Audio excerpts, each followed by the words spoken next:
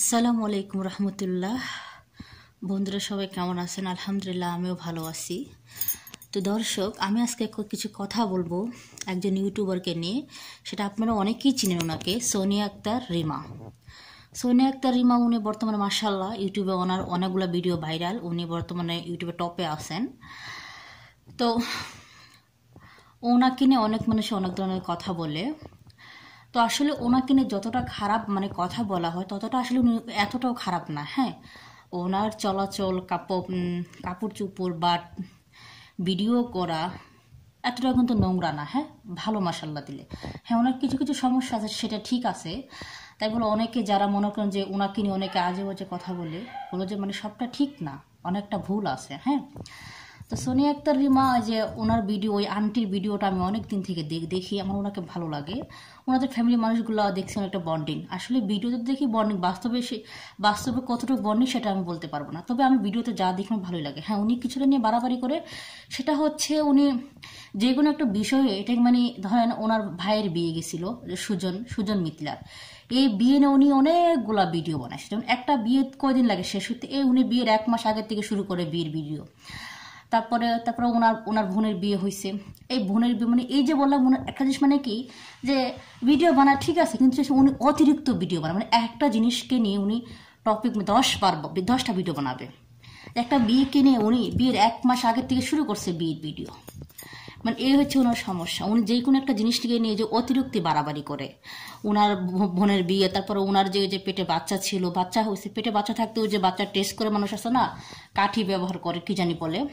তো উনি ওইটা আবার যে ক্যামেরার সামনে সেটা ব্যবহার করছিল, দেখাইছিল দর্শকে। এটা ওনার ভুল ছিল, এটা উনি নাও করতে পারতো। উনি প্রেগনেন্সি হয়েছে ঠিক আছে, ভালো কথা। ওনার বাচ্চা টেস্ট করতে, সেটা ক্যামেরাতে এসে দেখানো কি দরকার ছিল? এই যে বললাম, উনি অতিরিক্ত বাড়াবাড়ি করে সব জিনিস নিয়ে। তো মানুষ হবে এতটা খারাপ না। তারপরে যেমন করে যে ওনার ভাইকে বিয়ে করেছে সুজন মিথিলা, ওনাদেরকে পার্সোনাল একটা সময় কাটাবে সেটাও সুযোগ পায় না যে সোনিয়া আক্তার রিমা আন্টির জন্য। উনি মনে করেন যে ওনার ওইটা আবার সবাইকে দেখাইছে যে উনি টেস্ট করছে বাচ্চা পেটে। তো এটা না দেখানো এটা ভালো ছিল, কারণ হচ্ছে যে বললাম উনি অতিরিক্ত সব জিনিস নিয়ে বাড়াবাড়ি করে। তারপর ওনার যে ভাইয়ের বিয়ে হয়েছে মিথিলা, ওনাকে তেমনটা সুযোগ দেয় না হাজবেন্ডের সাথে কথা বলার। উনি সবসময় ক্যামেরা ফিট করে থাকে। ক্যামেরা যদি সবসময় ধরে রাখে, একটা মানুষ কীভাবে কথা বলতে পারে? এই যে উনি সব জিনিসে বাড়াবাড়ি করে, কোথায় বাই বিয়ে করছে, নতুন বউকে সময় দিবে, বা বাই প্রবাসে থাকে চলে যাবে না, সবসময় ক্যামেরা ফিট করে থাকে। ওই যে বললাম ওনার এগুলোর সমস্যা। উনি ফ্যামিলির সবাই সব কিছুতে ওনার ক্যামেরা ফিট, কি করবে সেটাও একমাত্র উনি যদি পারতো, যেটা রাতে ওনার হাজবেন্ডের সাথে সেইটা যদি পারতো তাহলে সেইটাও ভিডিও করলো না। ওই যে বললাম ওই মহিলা অতিরিক্ত বাড়াবাড়ি করে। তো যাই হোক, তবে উনি সব দিকে খারাপ না, বললাম ওই সব দিকে খারাপ না, ভালো। কিন্তু যে ওনার সব কিছু ওনার অতিরিক্ত, এইটা দেখে অনেক দর্শক অনেক মানুষ বলে যে আসলে সোনিয়া আক্তার রিমা অন্যরকম। হ্যাঁ, সুজন মিথিলার জন্য আমার অনেক খারাপ লাগে। এই যে এখন যে মিথিলা প্রবাসে আসছে, সৌদি আরব আসছে, এখনও দেখবেন সোনিয়া সবসময় ক্যামেরায় রাখবে সোনিয়া আন্টি। আরে ভাই, আপনি সাথে করে নিয়ে আসছেন আপনার ভাইয়ের বউকে প্রবাসে, ভাইয়ের কাছে নিয়ে আসছেন, ওনারা পার্সোনাল টাইমে কথা বলে সময় কাটাক।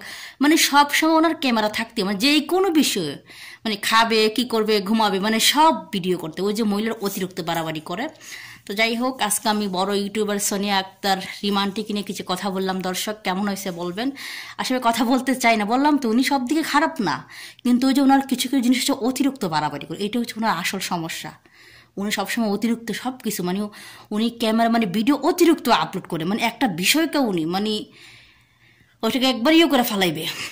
যাই হোক, কেমন লাগছে কথাগুলো অবশ্যই বলবেন। আর আল্লাহ হাফেজ, ভালো থাকেন। ভিডিওটা এই পর্যন্ত।